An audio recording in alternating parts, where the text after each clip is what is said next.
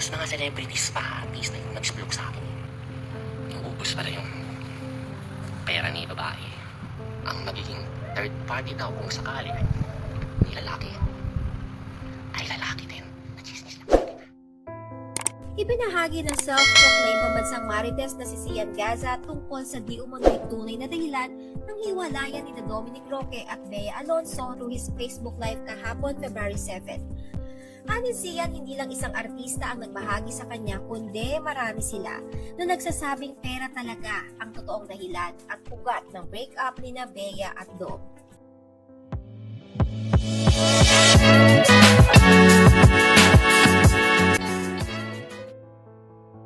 Bilang si Bea ang mas malaki ang kita between them, ay parating ang aktres na lamang daw ang gumagastos para sa kanilang dalawa, maging sa mga travels nila together. Wala din daw third party involved sa breakup, pero kung sakasakaling magkakaroon daw ng third party, ay hindi daw iyon babae, kundi lalaki. Na tila nagmumungkahi na hindi babae ang posibleng patulan ng aktor. Bukod dito, pakiwari ni Sian Gaza ay may kaugnayan talaga sa prenuptial agreement ang maghihiwalay ng dalawa.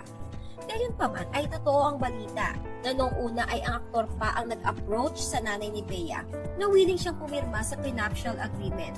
Pero nang dumating na daw ang time na magpipirmahan, ay bigla na lang umano nagkaroon ng pagbabago.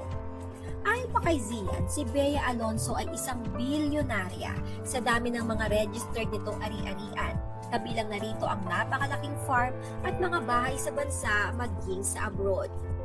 Base sa analyzation ni Sian Gaza, okay sina Bea at Dominic nung una as boyfriend and girlfriend. Ang problema daw ay ang marriage itself.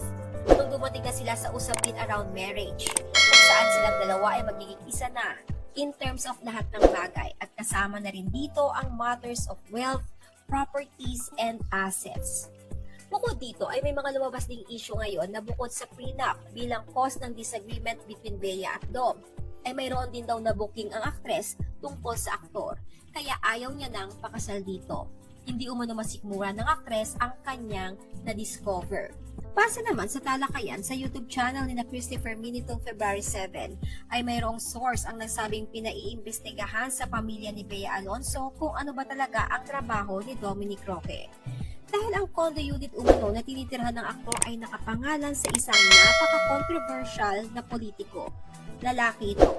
Tanong nila paano nakakayang tumira ng aktor sa isang napakamamahaling kondominium at kung sino ang kanyang boss. Ayon naman sa isang source, may nalaman daw si Bea patungkol kay Dominic na ikinasyak niya ng sobra. Hindi raw kasi akalain ng aktres na may ganong parte sa buhay ng nobyo.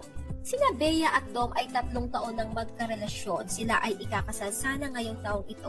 Pero sa di inaasahang pagkakataon ay biglaan na lamang silang naghiwalay na kinumpirma mismo ni Boy Abunda. At isinolay na rin umano ni Bea ang engagement ring kay Dominic. Sa kabila ng lahat ng issue na kumakalat ngayon kaugnay ng kanilang hiwalayan, ay nananatiling tahimik pareho sina Bea at Dom.